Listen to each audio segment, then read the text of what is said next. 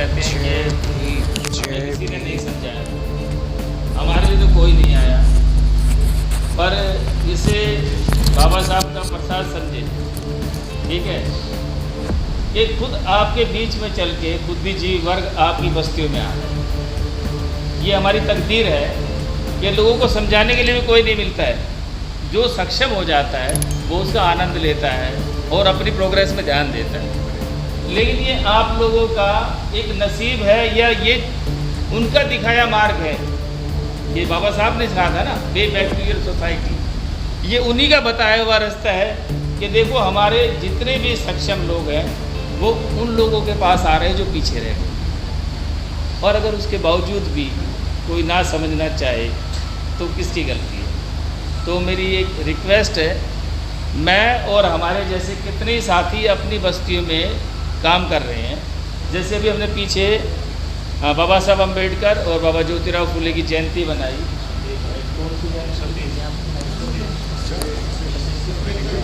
131वीं जयंती थी और उसको पूरी दिल्ली में हमने मनाने का ये हमारे संगठन ने मतलब कार्य किया और 131वीं जयंती बनानी थी। लेकिन आज दिल्ली के अंदर हम इतनी तादाद में हो गए हैं कि हमारी जयंती 131 से भी ज़्यादा बन गई, आगे निकली। तो ये उन सभी लोगों का प्रयास है जिन्होंने कार्य किया, उन लोगों ने जो जुड़ करके काम किया। और ये एक मैसेज देता है समाज को कि अब लोग हम रुकने वाले नहीं हैं और हमारे लोग अब शिक्षा की तरफ आ रहे हैं और अच्छे जीवन की तरफ प्रयास कर रहे हैं कि हमें आगे अच्छी ज़िंदगी जीनी है। तो आपसे भी ये विनती है, जिस को साथी को यहाँ आए हैं उनके धन्यवाद के साथ मैं एक आपसे विनती कर रहा हूँ कि मेरा नंबर आपके पास है, साहब का नंबर है, आपको पंपलेट भी मिला उस पर नंबर है। जो भी साथी अपने इलाके में ये मीटिंग करना चाहता है, जुड़ना चाहता है, वो इन पर कॉल कर सकता है। जो मैं कोशिश कर रहा हूँ, जैसे इस क्षेत्र में और साथी कर रहे हैं अपने अपने क्षेत्र में, जब हम करने से इतना कर सकते हैं, अगर आप सारे मिल जाओगे तो मुझे लग रहा है ये बहुत बड़ी जीत होगी हमारी। तो आप भी प्रयास करिए अपने इलाके में और जुड़िए। जो हमारे लोग कार्य कर रहे हैं उनमें आप उनका हौसला बढ़ाइए, उनके साथी बनिए, तो ये कार्य हमारा और तेज़ी से आगे बढ़ सकता है। इस विनती के साथ मैं आप लोगों के यहाँ आने के लिए पुनः आपका धन्यवाद करता हूँ। जय भीम। ट्रेनिंग भी देंगे और तैयार करेंगे, केवल आपने तैयार रहना है आने के लिए। धन्यवाद के लिए मैं चाहूँगा, फिर चाय है इधर, हाँ बाकियों को हम बताएंगे, पर आपने जिम वालों को ही संभालना है। जहाँ जिम है वहीं चले जाओ और निश्चित रूप से आप जहाँ जाते हो, मतलब इतनी बड़ी पोस्ट पे आप हो, ठीक है ना, इंटरनेशनल और नेशनल आप कोच है, राइट। और समाज जिसका जागरूक हो तो कहाँ तक पहुँचते हैं। कुश्ती पे एक ही जाति का अधिकार है आज, चाहे कुश्ती में हारे चाहे जीते। 4 कंट्री तो लड़ने आते हैं कुश्ती में, क्या वर्ल्ड कप में करें। तो ये सारी जिम में हम जाएंगे, तो प्रभाकर साहब इसको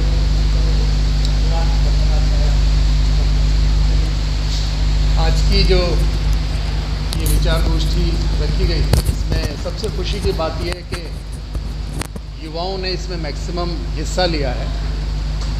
मैं हमेशा कोशिश करता हूं कि किसी भी मीटिंग को प्रॉपरली उसको ऑब्ज़र्व किया जाए और मैं इसको बखूबी निभाता भी हूं। जितनी देर भी मीटिंग चलती है मैं हमेशा लिखता रहता हूं कुछ ना कुछ। अभी जैसे कि मैं देख रहा था, इस बच्चे को बुलाया, अब सब लोगों को यहाँ पर पतले पतले पैड दिए जाते हैं। वो इसीलिए दिए जाते हैं कि जो भी मीटिंग का कंटेंट्स है वो आप नोट करें, उसी से ही आपकी हेजिटेशन निकलेगी। क्योंकि जब तक अब आगे ये कारवां या आगे जो ये हम एक मिशन लेके चल रहे हैं, ये आप ही को संभालना है। जिस तरीके से युवा मोर्चा, आगे एक बाल जागृति मोर्चा भी ऑलरेडी बनाया हुआ है, तो मैं ये सबसे एक रिक्वेस्ट करूँगा कि थोड़ा सा लिखने की प्रैक्टिस शुरू करें और पढ़ने की भी प्रैक्टिस शुरू करें। अब जैसे कि मैं वैसे तो इसके ऊपर में काफ़ी कुछ बोला जा चुका है, साहब ने लगभग एक एक पॉइंट को कवर किया है, फिर भी मैं शॉर्ट टाइम में अपनी बात को ख़त्म करने की कोशिश करूँगा। आपको सबको मालूम है कि हमारी आज़ादी के बहुत दिन के बाद भी दुनिया के कई देश आज़ाद हुए, जिसमें से जापान और सिंगापुर इसके उदाहरण हैं। और सेकेंड वर्ल्ड वार में जो जर्मनी था वो लगभग पूरी तरीके से तहस नहस हो गया था। उसके बाद भी वो कंट्रीज़ आज डेवलपिंग से डेवलप्ड कंट्रीज़ में आ गए। हम कहाँ खड़े? हम अभी भी अंडर डेवलपिंग, हम डेवलपिंग भी नहीं है, हम अंडर डेवलपिंग। ये एक सोचने की बात है। इसका सीधा ये रीज़न है कि क्या हम कम इंटेलिजेंट हैं या हम कम मेहनती हैं।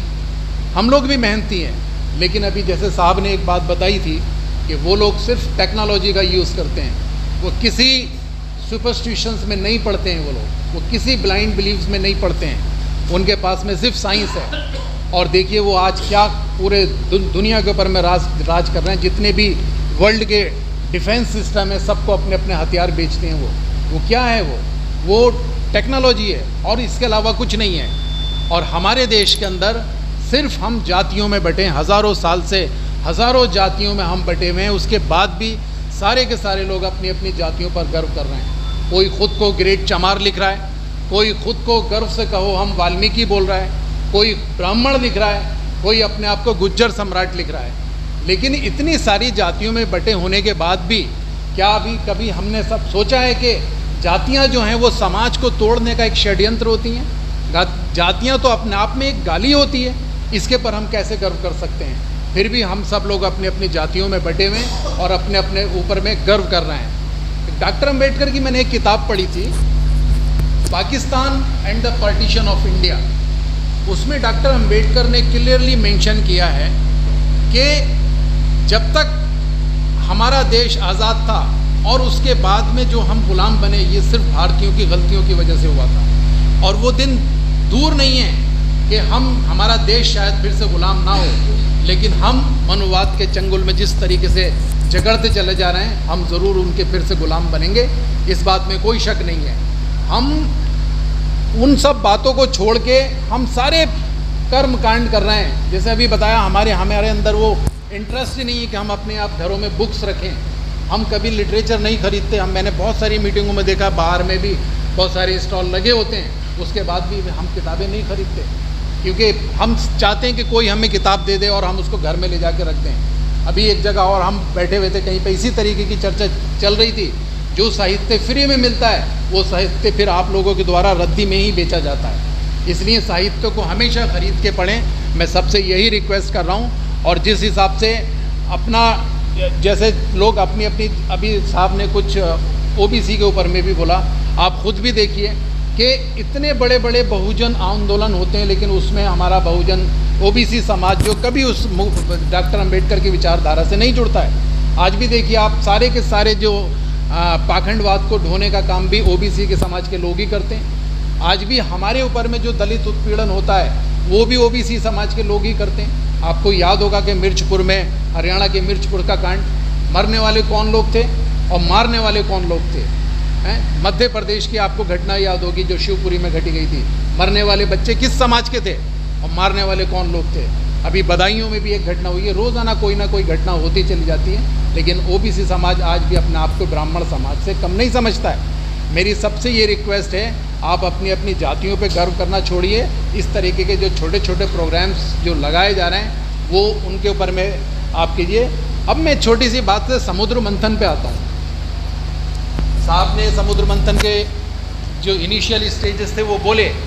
मैं बोलता हूँ कि जो समुद्र मंथन था, हमारे हिस्से का जो समुद्र मंथन था वो डॉक्टर B.R. अम्बेडकर ने किया था। और उसमें जो भी संविधान के रूप में जो अमृत मिला, उसकी वजह से हमारे घरों में थोड़ी थोड़ी खुशियाँ आईं।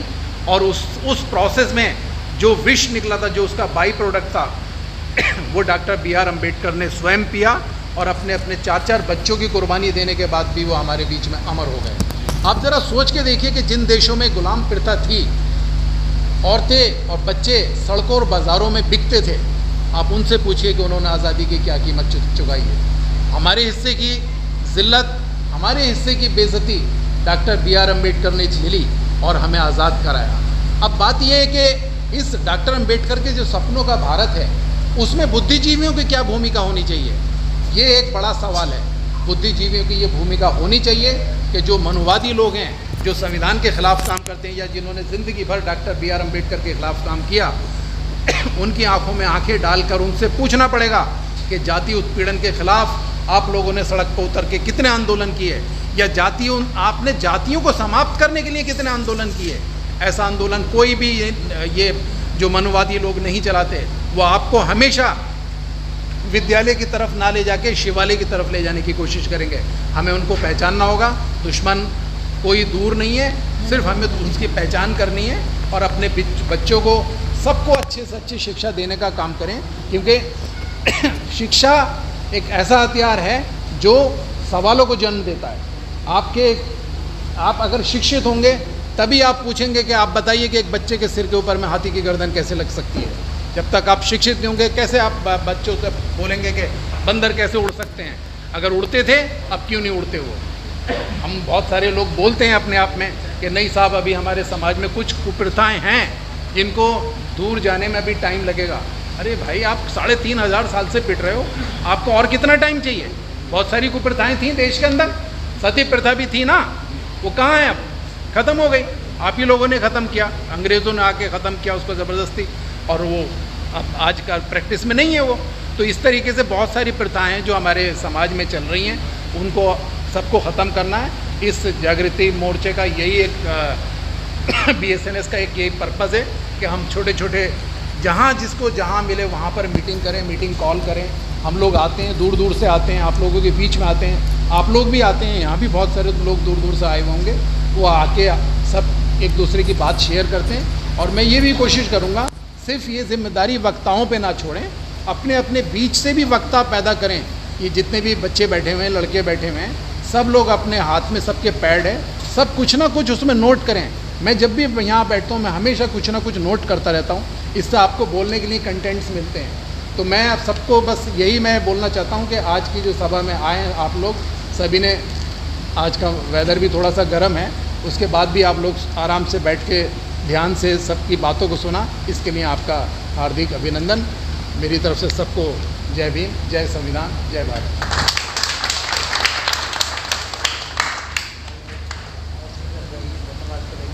चाहता नहीं तो कहने को तो बहुत बातें हैं, जो हमारे साथ जुल्म हुए हैं ना, बहुत बातें हैं जो साहब ने बताई थी। बहुत साहब ने साइमन कमीशन आया, इसका विरोध क्यों किया? इसका विरोध इसीलिए किया जब मुगलों का राज था, मुसलमानों किसी ने आंदोलन किया कि तुम यहाँ से निकल जाओ, नहीं किया ना। फिर अंग्रेज़ों को क्यों किया कि तुम यहाँ से निकल जाओ? क्योंकि वो हमारा बाबा साहब ने कहा था, जिस तरह कहा ना था अब भाई हमारे को भी अधिकार दो पढ़ने का, तो अंग्रेज़ों ने हमारे को पढ़ने का अधिकार और हमारी फेवर करनी शुरू कर दी थी। इसलिए इनको ये तो इनको हमारे इक्वल ला देंगे, लेवल पर ला देंगे, इसलिए इनको भगाओ, नंबर 1। और दूसरी बात एक है ना भाई, हमारी नौकरियां चली जाएंगी। भाई ठीक है, वो तो चली जाएंगी क्योंकि हमारे पास तो सत्ता नहीं है, हम पढ़े लिखे भी नहीं हैं, और कोशिश करते हैं तो हमारी कोशिश को ये कामयाब नहीं होने देते। ठीक है। अच्छा, दूसरी बात यह है साहब, जो अगर नौकरी नहीं है तो उसका सब्स्टिट्यूट तो ढूंढो, उसका विकल्प तो ढूंढो। मेरे ये साहब हैं राजीव साहब, इनके घर में मेरे को आज बादाम का हलवा खाने का सौभाग्य प्राप्त हुआ। ठीक है, मेरे को सबसे बड़ी खुशी इनके घर में पता क्या देखी? इनके घर में देखा मैंने जो है ना अपने बिजनेस लाइन के पॉइंट, और जो इनके बच्चों की जो उनमें एक्टिवनेस थी और जो टैलेंट था, मेरी आत्मा खुश होगी। और इसीलिए बता रहा हूँ, अगर नौकरी नहीं है ना, तो जब तुम रहने के लिए झोंपड़ी भी बनाते हो ना, मैं ये नहीं कहता भाई बिल्डिंग बनाते हो, तो उसमें एक कॉर्नर या कुछ अगर फर्स्ट सेकंड फ्लोर रहने के लिए बनाते हो तो ग्राउंड फ्लोर जो है ना अपने बिजनेस के लिए बढ़ाओ, ताकि बच्चों की नौकरी ना लगे तो कम से कम उनको रोड़ी मूंगफली कुछ बेचने की, किराने की दुकान, कुछ ऐसा उनका सब्स्टिट्यूट अभी से ढूंढना शुरू कर दो, और उनको बिजनेस पॉइंट बताओ पढ़ाई के साथ साथ। अगर भाई अगर नौकरी नहीं मिली तो उसके बारे में क्या सब्स्टिट्यूट है। मैं माफ़ी चाहूँगा क्योंकि देरवरी साहब को बताएंगे अपने बारे में, और मेरा जो समाज से यही रिक्वेस्ट है भाई। अच्छा, मैं एक छोटे जिस तरह बहुत सा मेरी आपसे रिक्वेस्ट है, जिस तरह युवाओं के लिए आपने किया ना, मेरे लिए एक जो है टीनेजर जो लड़के हैं, जो बच्चे टीनेजर हैं, अगर उनका विंग है तो मेरे को ज़रूर बुलाइएगा। हमने बाल जागृति मोर्चा बनाया है। हाँ जी, उनका बनाया है तो ठीक है, आपको बुलाएंगे, मैं मिलना चाहूँगा। क्योंकि सर ऐसा है, मैं 2 पार्कों में जाता हूँ, एक पार्क में जिसमें 36 कौम आती है, एक पार्क में जो मेरे समाज के बच्चे आते हैं, दलित समाज।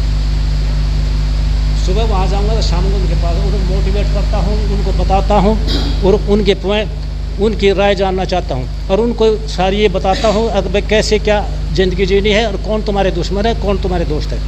जिस दिन हमने अपने दुश्मन की पहचान होगी तो हम उसकी चाल को समझ जाएंगे। ये हमारे को प्यार से काटा जो कह रहे हैं ना, बहुत साहब ने बताया था भाई हमारे को तो ये कहते थे हम राजा थे, हम राजा नहीं थे साहब, हम राजा हमारे को कहते थे ताकि हम जो है ना अपने उसमें फूल जाए, चने के पेड़ पर चढ़ा दिए जाए, हरा हम उसकी तरफ नहीं जाए। राजा न्यू कहते थे अरे तुम तो इतना सारा करो, सारा परिवार पका, तुम तो राजा की तरह पीते हो, मीट खाते हो, अच्छे रहते हो, न्यू है ये है, हमारे को गुमराह किया गया। ठीक है, अच्छा सर माफ़ी चाहूँगा अभी इतना वक्त नहीं, बहुत अच्छा बोला। फिर मिलने का मौका मिलेगा। मैंने अपनी ज़िंदगी को लगा दिया, कहाँ जहाँ भी बुलाओगे ना आप तो मैं आने के लिए तैयार हूँ। मैंने बोल दिया था, पूछो साहब, मैं बोला जहाँ भी मीटिंग होगी दिल्ली के किसी कोने में, मेरे को गाड़ी घोड़े की जरूरत नहीं, मेरे पास बस का पास है। ठीक है, मेरे को ये नहीं है कि मेरे को कार चाहिए, कुछ नहीं चाहिए। और मेरे को जिस तरह साहब ने कहा ना गर्मी में बिठा दिया, ये गर्मी है साहब, गर्मी है वो जैसलमेर की जो हमने गुजरात की रण कच्छ की जो हमने सहन की है, ये गर्मी नहीं है, पंखे चले फर्स्ट क्लास अच्छी है। और मैं तो साहब का जो है और समाज में जागरूकता फैलाने में जिस तरीके का आप लोगों का आशीर्वाद है और सहयोग है, सभी के साथ मिलकर बहुत खुशी होती है इस चीज़ को देख के। अब हमारे जो बड़े हैं बुजुर्ग हैं लोग जो हमारे साथ जिस तरीके के हमारे समाज के लोग मैं देखता हूँ ज़्यादातर भगताई को लेकर ज़्यादा एक्टिव रहते हैं, लोगों को बताते हैं भगताई क्या होती है, भगत क्या होता है, वहाँ बच्ची करने जाना है, ये सब करने जाना है। अभी आप इतनी अवेयरनेस तो कहीं भी किसी चीज़ के अंदर है नहीं, बच्चों के अंदर यूथ जानता ही नहीं है कि आने हमारे साथ हो क्या रहा है। जिस तरीके से अभी आप लोगों ने बताया तो यूथ को तो पता ही नहीं कि हमारे साथ पीछे क्या हुआ था और आगे क्या हुआ था, वो तो चरस गांजा फूकने में लगे हुए हैं सर। अब हम भी चाहेंगे जिस तरीके से हमने देखा कि आप लोगों ने जिस तरीके से मीटिंग की है तो हमारे यहाँ भी आगे थोड़ा सा लोगों को बच्चों को जागरूक करें और अवेयरनेस अपनी दें, तो बहुत अच्छे बहुत खुशी हुई यहाँ पे आके। और आप सभी बड़ों का आशीर्वाद चाहते हैं, सभी हम भी चाहते हैं कि छोटा मोटा काम आपके सहयोग से चलता रहे समाज के बीच में। जय हिंद, जय भारत। नहीं बिटिया तो जरूर बोलेगी, ऐसा तो हाँ इधर आप बोलो। कहते हैं कि महिला का क्रांति में बहुत बड़ा रोल है। जी महिला प्रेम से भी लोगों को तैयार कर सकती है, और महिला अगर ताना मार दे तो कि चूड़ियाँ पहन लो, होगा कि नहीं क्रांति। और खुद जब अगर तलवार पकड़ ले, झंडा पकड़ ले, सामने लड़ रही हो तो लोग आएंगे कि नहीं आएंगे? ठीक है, तो ऐसी बिटिया हमारे बीच में है और आई भी है। पहले मैं गई हूँ मीटिंग में, नमस्ते सर, जय हिंद। पहले मैं गई हूँ लेकिन मैंने कभी जागने की कोशिश ही नहीं करी।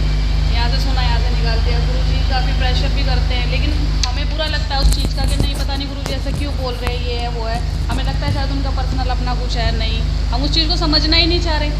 लेकिन हमें यहाँ पे आके पता चल रहा है कि वो लड़ाई उनकी नहीं है, वो हमारी है।